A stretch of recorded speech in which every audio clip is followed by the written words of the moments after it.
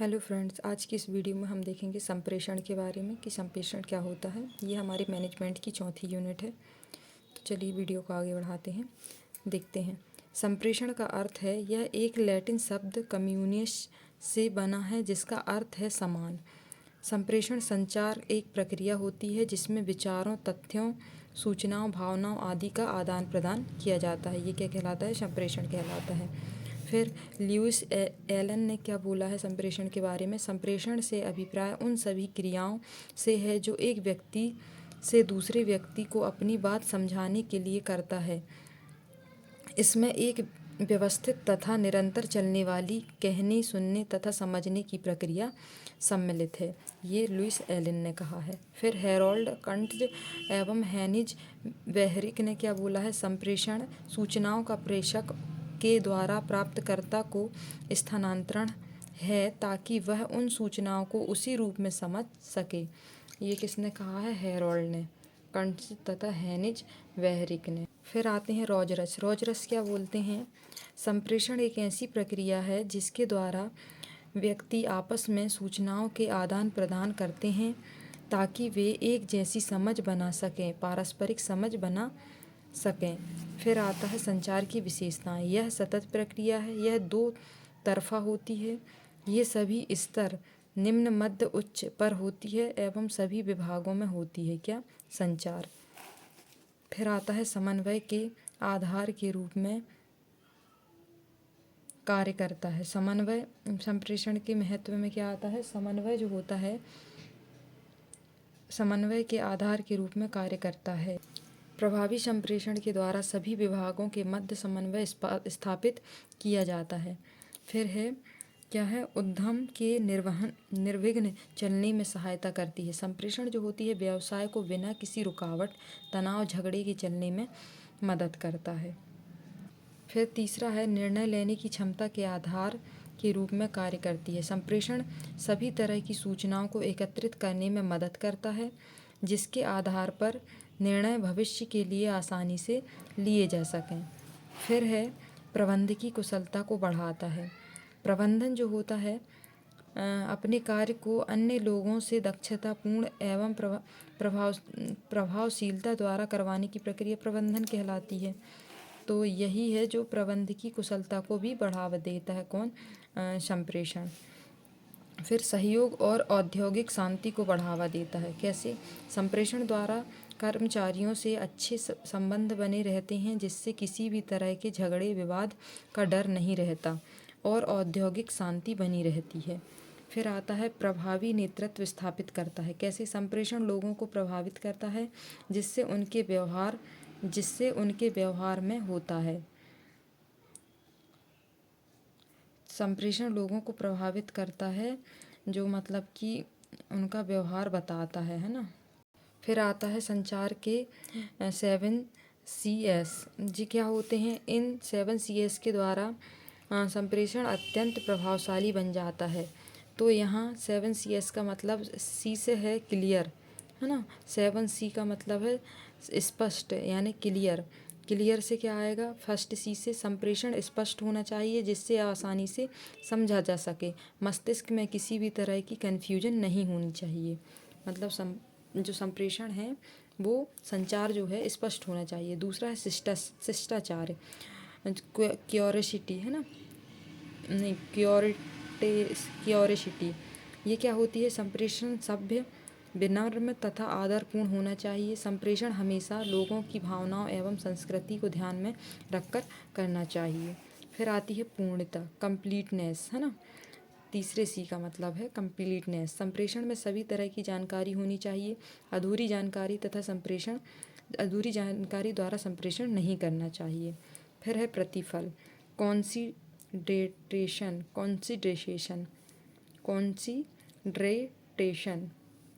श्रोता प्राप्तकर्ता को ध्यान में रखकर संप्रेषण करना चाहिए, है ना, कॉन्सिडरेशन।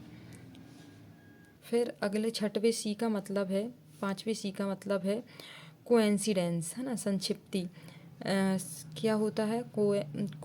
कॉन्सिसेंसेस, है ना, कॉन्सिसेंसनेस। संप्रेषण विस्तृत ना होकर संक्षिप्त होना चाहिए, अर्थात कम शब्दों में अधिक से अधिक जानकारी होना चाहिए। किसमें? संक्षिप्ति में। फिर आती है स्थूलता,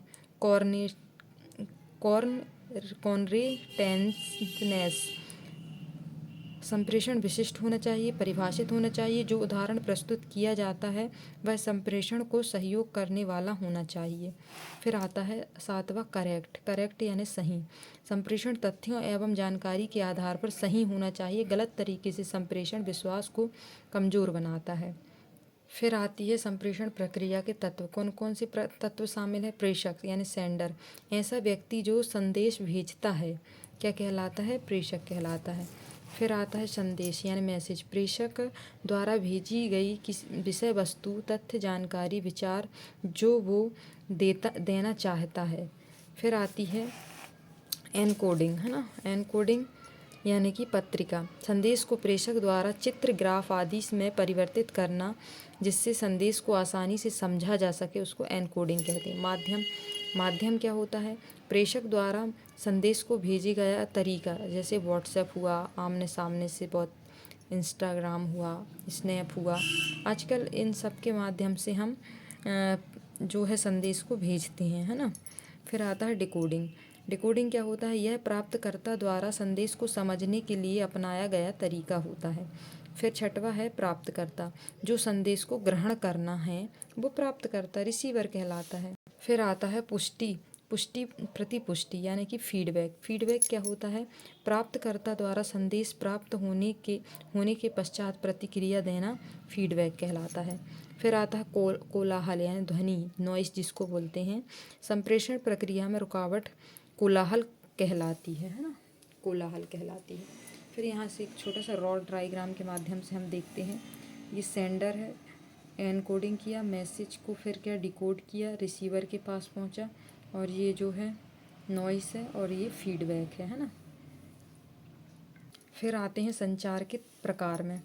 पहला होता है औपचारिक संचार, जिसमें लंबवत, क्षैतिज और विकर्ण आते हैं। फिर आता है अनौपचारिक संचार।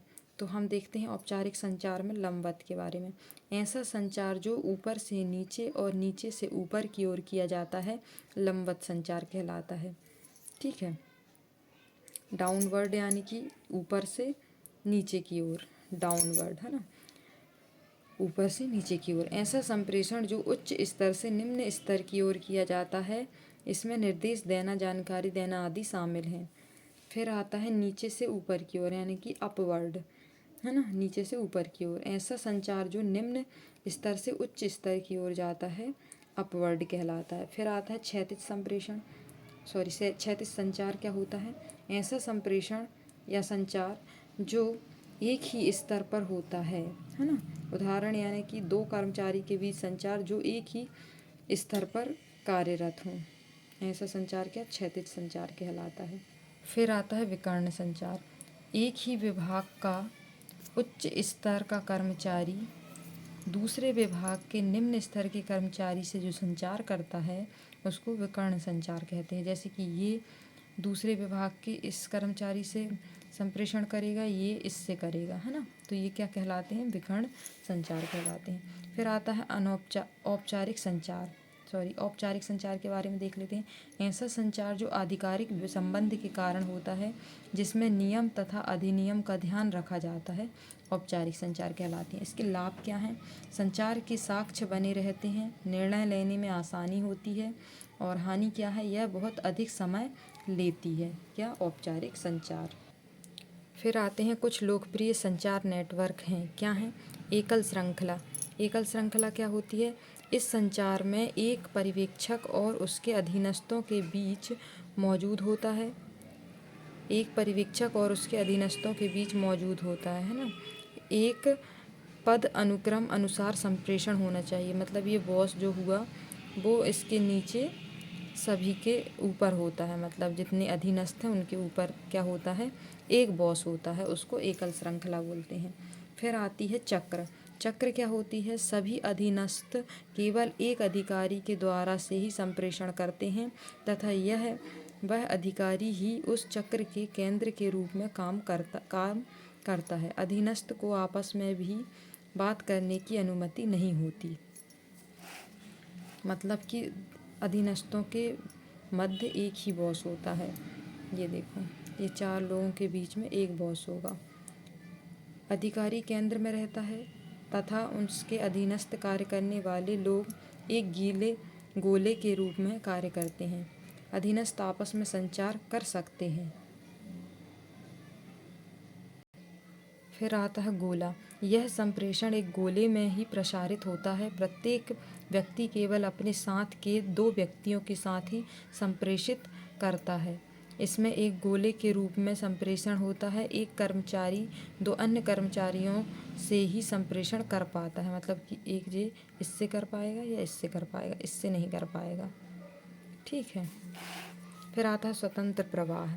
ये क्या होता है? इसमें प्रत्येक व्यक्ति अपने विचारों को स्वतंत्र रूप से एक दूसरे को आदान प्रदान करने में मुक्त होता है। इस तरह के संचार में कोई भी रोक टोक नहीं होती है।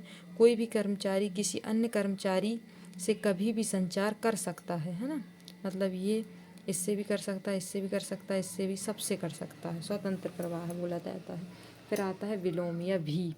एक अधीनस्थ को अपने वरिष्ठों के साथ ही संवाद करने की अनुमति है। मतलब कि एक जो वरिष्ठ होता है उसको अपने अधीनस्थों के साथ ही संवाद करने की अनुमति होती है। उसको भी संचार कहते हैं। ठीक है। फिर आता है अनौपचारिक संप्रेषण। ऐसा संप्रेषण जो आपस में मित्रता के कारण होता है। इसमें कोई भी आधिकारिक संबंध नहीं होते हैं। ये कोई भी नियम का पालन नहीं करते हैं। इसे अंगूरी लता, वाटर कलर टॉक भी कहते हैं, है ना।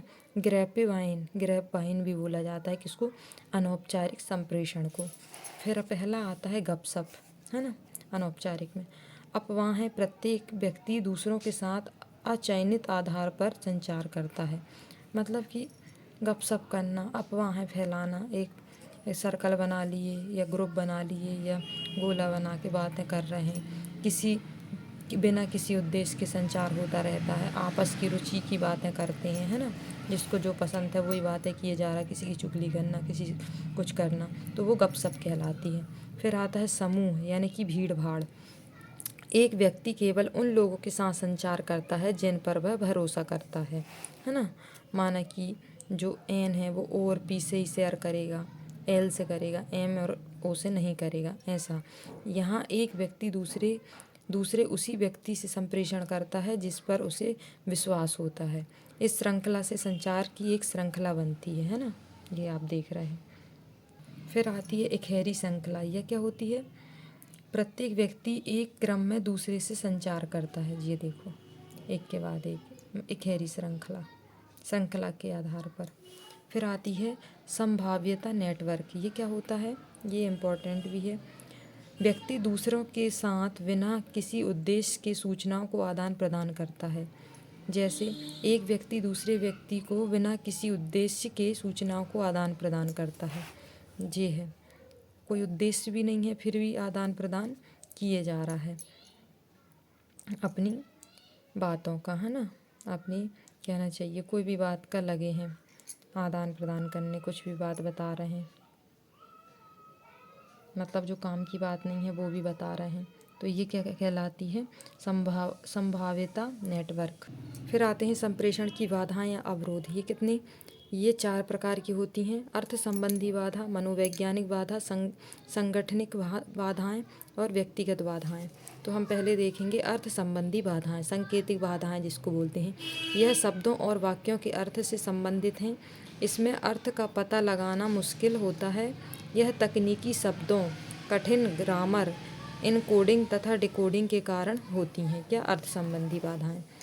संदेश की अनुपयुक्त अभिव्यक्ति, अपर्याप्त शब्दावली के कारण गलत शब्दों का प्रयोग, आवश्यक शब्दों का लोक, वाक्य और क्रम, ये सब क्या कहलाती हैं?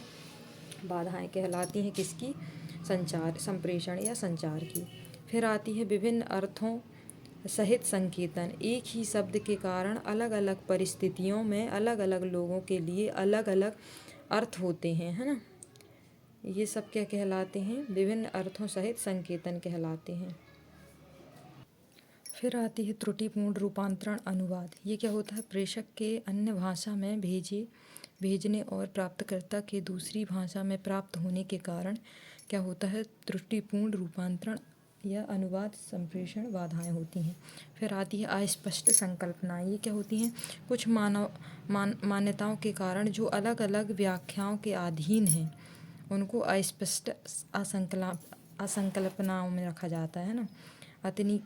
तकनीकी विशिष्ट शब्दावली। और अगला है शारीरिक भाषा तथा हाव भाव की अभिव्यक्ति की डिकोडिंग। मतलब कुछ चीज़ें ऐसी होती हैं जिनको हम हाव भाव से अपने एक्सप्रेशन से जो है व्यक्त कर देते हैं, है ना। तो वो शारीरिक भाषा और हाव भाव की अभिव्यक्ति की डिकोडिंग में आ जाता है। अगली बाधा है मनोवैज्ञानिक बाधा। ये क्या होती है, यह मन स्थिति पर होने वाली बाधा के कारण होता है। पहला है असामयिक मूल्यांकन। संप्रेषण से पहले ही मूल्यांकन करना एक बाधा है। सावधानी का अभाव, विषय वस्तु पर ध्यान नहीं देना, है ना। संप्रेषण के प्रसारण में लोभ, यानी कि भावों को प्रकट न कर पाना। फिर आता है अविश्वास। विश्वास नहीं होने के कारण प्रभावी संप्रेषण में बाधाएं होती हैं। ये क्या किस में आ जाता है, अविश्वास में आ जाता है। फिर आती है संगठनात्मक बाधाएं। ये क्या होती हैं, संगठन की संरचना के कारण जो बाधाएं आती हैं उसको बोला जाता है। फिर आती है संगठनात्मक नीति। ये क्या होती है, अगर नीतियाँ बहुत ज़्यादा कठिन होती हैं तब प्रभावी संप्रेषण में बाधा होती है ना। नियम और विनियम आ जाएगा, स्थिति आ जाएगी, है ना, यानी कि व्यक्ति के पद के कारण। फिर आता है संगठन संरचना में जटिलता। ये किसके कारण होती है, अगर संगठन में पदानुक्रम बहुत जटिल होता है तो इसमें जटिलता आती है। फिर आता है संगठन में संगठनात्मक सुविधाएं। संगठन द्वारा दी जाने वाली सुविधाएं भी प्रभावी संगठन में बाधा डालती हैं। फिर आती हैं व्यक्तिगत बाधा। व्यक्तिगत बाधा में क्या क्या आ जाएंगी, सत्ता को चुनौती का डर, वरिष्ठ का अपने अधीनस्थ पर विश्वास का अभाव, संवाद करने की अनिच्छा, उचित प्रोत्साहन का अभाव। ये सब व्यक्तिगत बाधाओं में आ जाता है। ठीक है। फिर आती है कम्युनिकेशन मॉडल। ये क्या होते हैं, इसको एरिस्टोटल परशुमन मॉडल भी कहा जाता है। इसको ये मतलब क्या होता है इसको देख लेते हैं।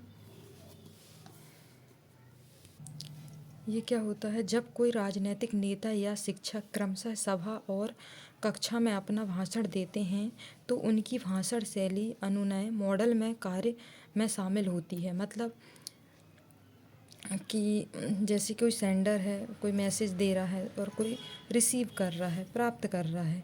यानी कि जब कोई शिक्षक नेता अपने संदेश को भेजता है तो प्राप्तकर्ता और विद्यार्थीगण सुनते हैं। उसको ही एरिस्टोटल परशुमन मॉडल कहा गया है। फिर यहाँ आता है Newcomb's interpersonal communication model. ये क्या होता है, Newcomb's interpersonal communication model, प्रेषक और प्राप्तकर्ता के बीच कोई तीसरा पक्ष हो सकता है। यह तीसरा पक्ष संचार प्रक्रिया में हेरफेर कर सकता है। इस तरह के संचार मॉडल में प्रेषक और प्राप्तकर्ता के अतिरिक्त तीसरा पक्ष भी होता है जो संचार में हेरफेर कर सकता है। जैसे कि इन दोनों के बीच में चल रहा है संचार, तो ये तीसरा आ गया, तो यहाँ से क्या हो सकता है, हेरफेर हो सकता है। फिर आता है वर्नोट्स का SMCR मॉडल। SMCR मॉडल का मतलब है, S का मतलब होता है सोर्स यानी कि सेंडर, जहाँ से संदेश भेजा जाता है। M यानी मैसेज, विषय वस्तु जो प्रेषक द्वारा भेजी जाती है। चैनल, जिसके माध्यम से संदेश भेजा जाता है। और रिसीवर, जो संदेश को प्राप्त करता है। तो वर्नोस का SMCR मॉडल ये है ना, इसके अर्थ है। तो ये मॉडल क्या कहता है, मॉडल दिखाता है कि स्रोत यानी प्रेषक किसी चैनल के माध्यम से संदेश को प्राप्तकर्ता तक पहुंचाता है। यह भी इंगित करता है कि प्रेषक, स्रोत और प्राप्तकर्ता दोनों अपनी संस्कृति, सामाजिक व्यवस्था, ज्ञान, दृष्टिकोण, संचार कौशल और अन्य कारकों से प्रभावित होते हैं। तो ये सब चीज़ें इंगित करता है ना, सोर्स, मैसेज, चैनल, रिसीवर, ये होती हैं। तो जो पहले होती है क्या, वो कम्युनिकेशन स्किल्स बोला जाता है, संचार कौशल, एटीट्यूड यानी नज़रिया, और प्लान यानी कि नॉलेज, और ज्ञान यानी कि नॉलेज, सामान्य व्यवस्था, सोशल सिस्टम, संस्कृति है ना यानी कि कल्चर।